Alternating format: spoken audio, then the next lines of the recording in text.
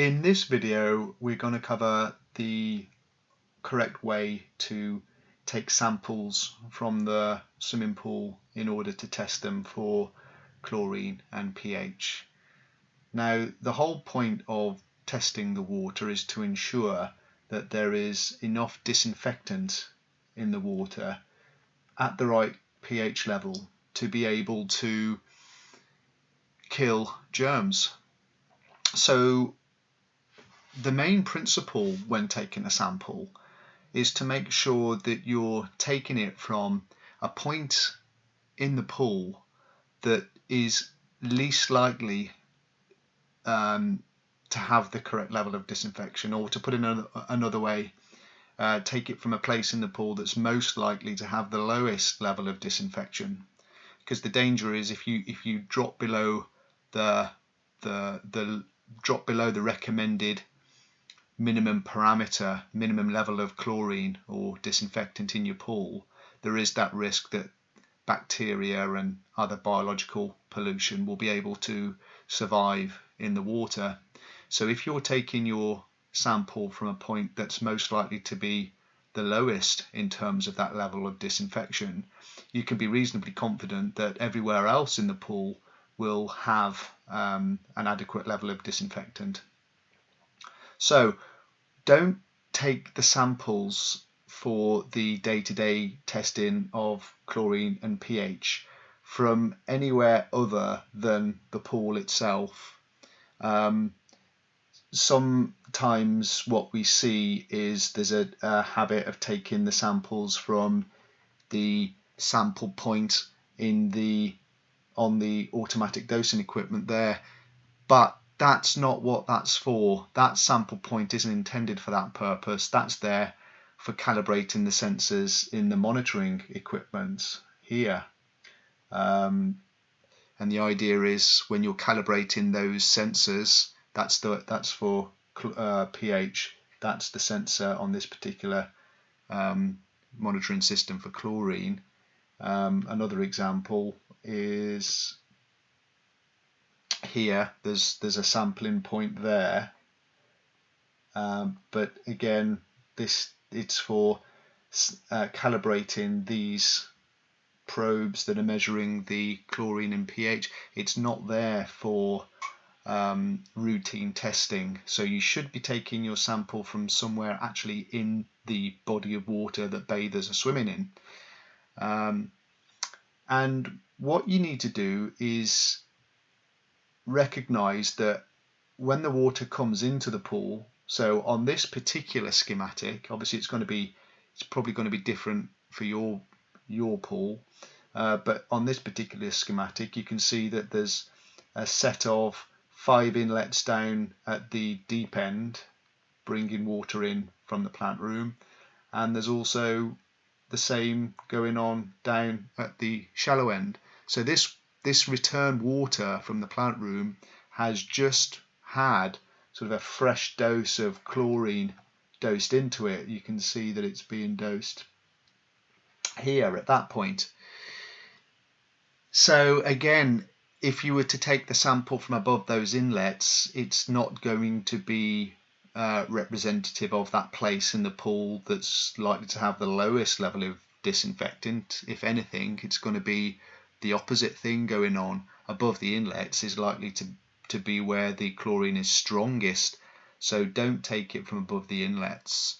Another thing along those same sort of lines is the depth at which you take the sample from.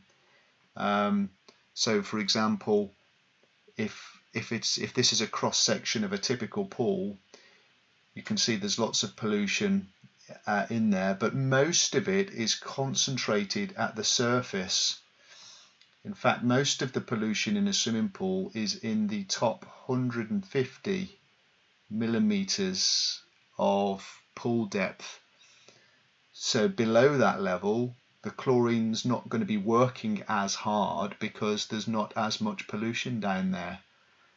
So again, following that principle of taking the sample from the place in the pool that's most likely to have the lowest level of disinfection, it certainly makes makes sense to take it from that top 150 millimeters of pool depth.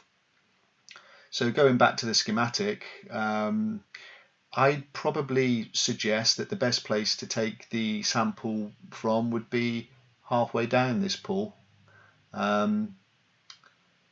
because you're away from the inlets. Midway on this particular pool would be about as far away that you can get from the inlets, and take it from within that top 150 millimeters, within that 150 millimeters of pool depth.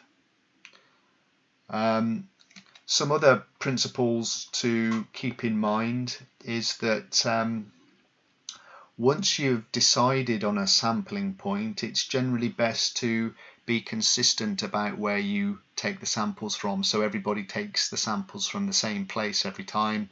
That way you're going to be able to more easily identify patterns and trends. So if your pool tests are going up on each subsequent test, you know that that's actually what's going on. Whereas if you're taking your samples for the test from different places every time, you're going to get a fairly inconsistent set of readings, and it's not really going to be able to tell you anything in terms of, is your chlorine on the rise or is it falling. So be consistent about it. But having said that, it's a good idea every now and again to take some samples from different points around the pool, just to check that sampling point that you have chosen to be the one that you'll use consistently. It's worth checking every now and again that is the point where that is the point in the pool that's getting the lowest level of disinfectant. And so you might decide to take a few sample points, take samples from a few different areas just to check on that. So you for example, you might take one at that end, one at that end, one in the middle. Maybe do the same on the other side as well. So you've got 6 points being sampled there. Which one is the lowest? And you would expect it to be either that one there or that one there. But it's always worth having a check, because the water moves, and there's sort of maybe dead spots and sort of certain currents in the pool because of the way that the inlets are positioned that might throw up some anomalies in the readings and might prompt you to change your sample point. Because if you find for some reason that one of these other sample points is actually yielding a lower reading of chlorine, I would say that would be the one to switch the regular sample point over to.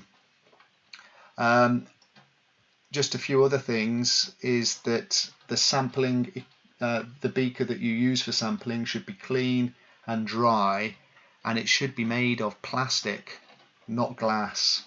Obviously the problem with glass is if it shatters on poolside and you get any of that in the pool water, you've got a major problem there.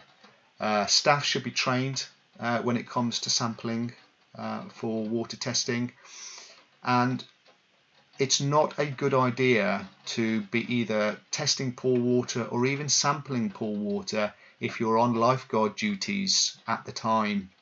You can't really effectively lifeguard and take pool water samples at the same time, because your attention, if you're lifeguarding, should be 100% dedicated to lifeguarding.